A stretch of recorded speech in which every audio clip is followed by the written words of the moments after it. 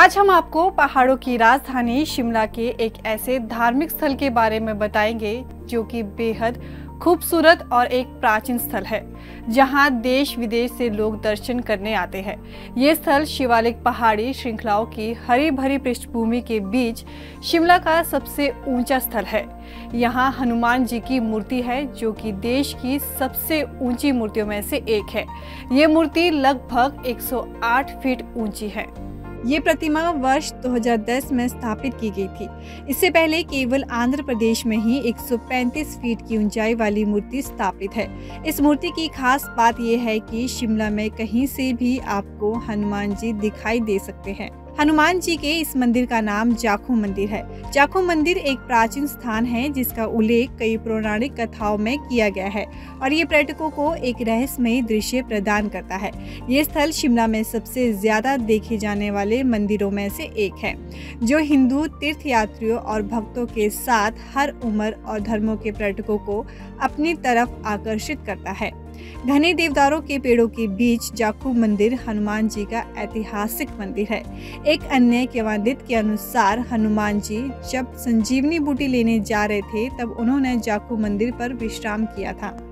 थोड़ी देर विश्राम करने के बाद हनुमान जी अपने साथियों को यहीं पर छोड़कर अकेले ही संजीवनी बूटी लाने के लिए निकल पड़े थे।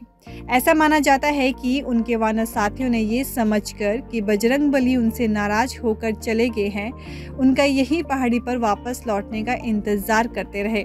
इसी के परिणाम स्वरूप आज भी यहाँ व्यापक संख्या में वानर पाए जाते हैं।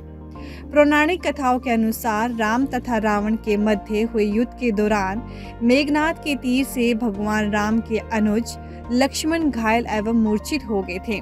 उस समय सब उपचार निष्फल हो जाने के कारण वैद्यराज सुषेण ने कहा कि अब एक ही उपाय शेष बचा है। हिमालय की संजीवनी बूटी से लक्ष्मण की जान बचाई जा सकती है। इस संकट की घड़ी में राम भक्त हनुमान ने कहा, प्रभु मैं संजीवनी लेकर आता हूँ। हनुमान जी हिमालय की ओर उड़े। रास्ते में उन्होंने नीचे पहाड़ी पर याकू नामक ऋषि को देखा तो वे नीचे पहाड़ी पर उतरे। जिस समय हनुमान जी पहाड़ी पर उतरे उस समय पहाड़ी उनका बहार सहन न कर सकी। परिणाम स्वरूप पहाड़ी जमीन में धंस गई।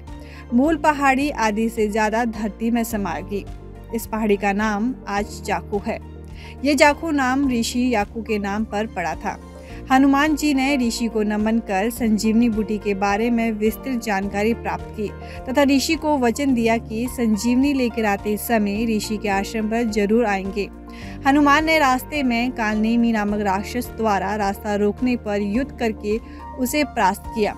इस दौड़ धूप तथा समयाभाव के कारण हनुमान ऋषि के आश्रम नहीं जा सके।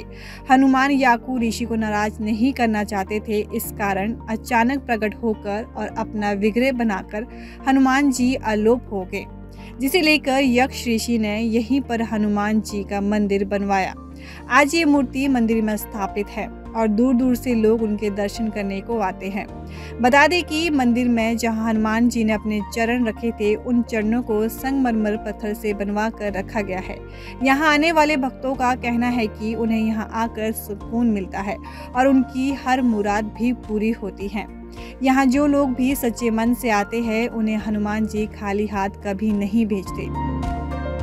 बता दें कि ये एक पर्यटन स्थल के रूप में स्थापित है। हिमालय के खूबसूरत दृश्य के साथ ब्रिटिश युग की वास्तुकला को पहाड़ी के नीचे से ऊपर तक रोपवे केबल कार द्वारा अच्छी तरह से देखा जा सकता है। शानदार गोंडेला की सवारी समुद्र तल से 8054 फीट की ऊंचाई पर ले जाती है, जिसमें सिर्फ 5 से 6 मिनट लगते हैं। जाखू रोपवे राज्य के 4 प्रमुख रोपवे आकर्षणों में से एक है। इसकी टिकट की कीमत उम्र के हिसाब से अलग अलग होती है। ये 3 साल से कम उम्र के बच्चों के लिए निःशुल्क है और 3 से 12 साल के बच्चों के लिए इसका शुल्क 200 रुपये है। वयस्कों के लिए टिकट की लागत 250 रुपये है। बता दें कि ये सिर्फ एक तरफ का शुल्क है। आप वापस नीचे जाने के लिए कैब भी ले सकते हैं।